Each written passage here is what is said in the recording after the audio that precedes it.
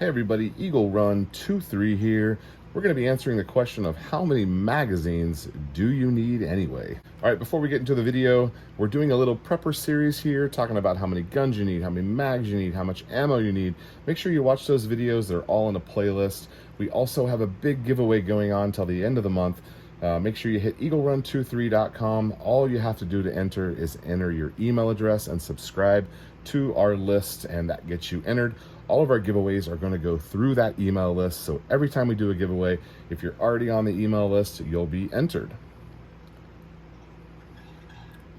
Okay, so we're going to look at this as a formula, and this is a thought exercise just to kind of get you thinking, trying to look at maybe improving your system, or maybe you're just starting out. As we go through these things, there's not simply one answer for this. All of your situations are very different. My situation is different. This is just a general concept to kind of get you thinking, and for me to kind of share with you some of the things that I'm doing and what I'm thinking about. So how many magazines do you need? Well, we're only going to talk about rifle magazines. So we're going to talk about probably an AR-15 that you've got. Maybe you've got a couple of them, but you've got an AR-15 that's going to be your shtf gun. How many magazines do you need today? So in order to do this, we're going to go through and break up a couple of things. As a simple answer to this question, I have a formula for you with 10 magazines. If you have 10 magazines, I would like for you to take 2 of them, and I would like for you to put them in your range bag. So you've got 2 magazines in your range bag. That leaves 8 left. I would like for you to take 5 magazines, and I would like for you to fill them full of ammunition, stuff that 5.56 in there, fill them all the way to the top. Don't worry about the spring, and don't worry about putting 29 in there for some sort of reason about whether or not the spring's gonna go bad. Fill them up to the top and put those away in storage. That leaves you 3 extra magazines. You're gonna take those magazines and you're gonna put them in a couple of different places. You're gonna stick one in your bug out bag, you're gonna put one in your vehicle bag, and you're gonna leave one at a strategic place in your house. That allows you to have 10 magazines into a system that will work for you tomorrow. Now, as we get a little bit deeper into this, you're gonna find you're probably gonna need a little bit more than 10, but let's get into it. So in our rifle, battle rifle, whatever it is, in your main rifle, you're going to need magazines to do a couple of different jobs. You're going to have a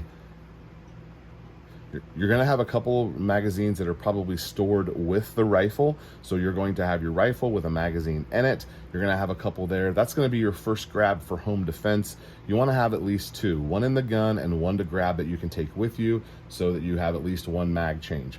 If this is a bump in the night situation, then you're probably only going to have those 2 mags. If this is a different situation where you've got your kit with you, then you'll have more mags on your kit. Now, there's a lot of different things. So we're going to put a minimum. We're going to put 2 down here as our minimum for home. That's pretty much with the rifle. Now, as you move over to your kit, I can't really advise you on how your kit should be set up. I'll just say that my kit has 6 magazines in it. That's just because I have 6 pouches. So if I've got my 2 and my 6, I've got 8 with me. If I grab the gun and the kit, put it on, I'm set with 8 mags. It's probably a little bit too many for, general purpose, but if you need to put your kit on and grab your gun, you're probably going to be thankful that you have some extra magazines. Moving along a little bit further, out in your vehicle, most of us have a truck gun or something like that. You're going to make sure that you have a main and a backup for that. So you're going to have a minimum of 2, but I also have a vehicle bag. This is a bag that can be moved from vehicle to vehicle. It definitely has a firearm in it. In this case, it would have a handgun in it, but it could easily have one of our smaller ARs. And so you're going to have a kit of mags with that. The number I've chosen is 4. That gives me 6 mags that could be in my vehicle at any given time. Now, this is where it gets interesting with the storage, because typically preppers are going to have more than one storage. You're going to have your main storage, with your stuff at the house, but it's also possible that you've got a bug out location, a hunting deer lease, a cabin somewhere. Maybe you've got a friend that you're you know, you guys are mutually prepping. You got some of your stuff over there, he's got some of his stuff over at your place, or you've got some stuff set up at your parents' location, or, you know, all sorts of different options. There could be up to, you know, this could be up to like 5 or 6 different ways that you have them in storage. You could also have a deep storage, or maybe some of you crazy people have buried them. Whatever the option is, you're going to need some for storage. So this is going to need to be extrapolated out. I think that the best answer that is reasonable and sensible is to go to 10. The reason that I'm saying 10 is because I can go back and refill these with my storage. I've got 2, 6, 8, 4, 10. This is an exact replica of what I have over here. That makes it simple and easy. So I could go out tomorrow and buy 20 mags and fulfill this system without much problem.